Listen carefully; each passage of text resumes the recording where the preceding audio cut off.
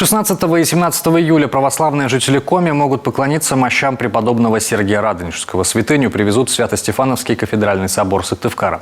Архиепископ Сыктывкарский и Коми-Зырянский Петерим выступил с обращением к прихожанам. Дорогие друзья, в нашей республике большое событие. К нам прибывают мощи преподобного и богоносного отца нашего Сергия игумена Радонежского чудотворца.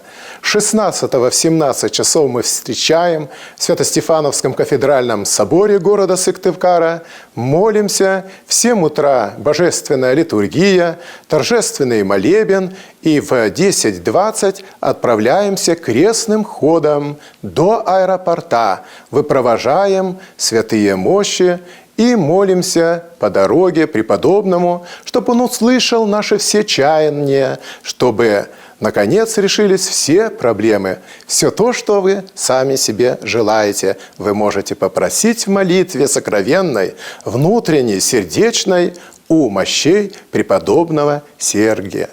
Просим вас прийти и благословляем на молитву всем миром, всем народам к преподобному Сергию. В этом году Русская Православная Церковь отмечает 600-летие со дня обретения мощей преподобного Сергия Радонежского. В честь памятной даты ковчег с мощами доставят в епархии 57 городов России. В каждом из них он будет находиться по 2 дня. В чем феномен великого русского святого, в репортаже Владимира Кривцуна. Преподобный Сергий игумен Радонежский родился в 1314 году. Его родители, бояре Кирилл и Мария, жили близ Ростова-Великого, а позже переехали в местечко Радонеж. Состарившись, Кирилл и Мария приняли монашество и остаток своих дней провели в Покровском монастыре в Ходьково. После их блаженной кончины Сергий с братом поселился в дремучем лесу. Построили келью и небольшой храм в честь Святой Троицы. В 1337 году юный подвижник, которому было 23 года, стал монахом. Более года провел в одиночестве. Как правило, ночью он проводил в молитве, а днем трудился на благоустройстве обители. Таскал бревна, колол дрова, носил воду, пек хлеб, шил одежду и обувь. Преподобный Сергий ведь играет огромную роль в становлении монашества в нашей русской церкви и вообще в России. Его ученики, вот его 20 непосредственно учеников, создали 38 монастырей, построили в то время. Это было время такого возрождения богословской мысли, духовности, строительства храмов, монастырей. Все, что не жертвовали в монастырь, игумен Радонежский раздавал бедным. И на протяжении веков в Троице-Сергиевой лавре свято соблюдают наказ преподобного – нищим и странникам давать приют и помогать нуждающимся. За свою чистую жизнь Сергий удостоился великих даров и сам мог совершать чудеса. Так, великий князь Дмитрий Донской, прежде чем идти на Куликовскую битву, тоже пришел на поклон к нему в святую обитель. Сергий благословил воинов и сказал Дмитрию: «Ты победишь, и невредимым в свое отечество с великой честью вернешься».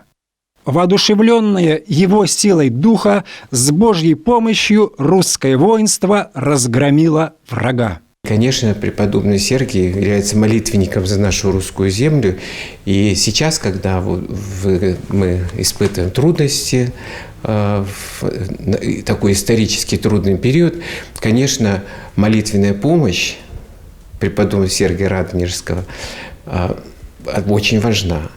Она поможет нам преодолеть вот какие-то нестроения, сомнения и объединиться снова, как в старые добрые времена исторические, когда наступали серьезные испытания для страны. Именно молитва, общая молитва помогала людям защитить свою веру и свою страну. Преподобный Сергий Радонежский скончался 25 сентября 1392 года. На этом благословенном месте вырос целый город – Сергиев Посад. И уже несколько веков призывают к небесному миру кресты Свято-Троицкой Сергиевой лавры, В 1422 году на месте прежней деревянной церкви возвели Троицкий собор, а в XVI веке построили Успенский собор и крепостные стены с башнями. Поклониться великому угоднику Божию шли и идут паломники со всего мира. Владимир Кривцун, телеканал Юрган.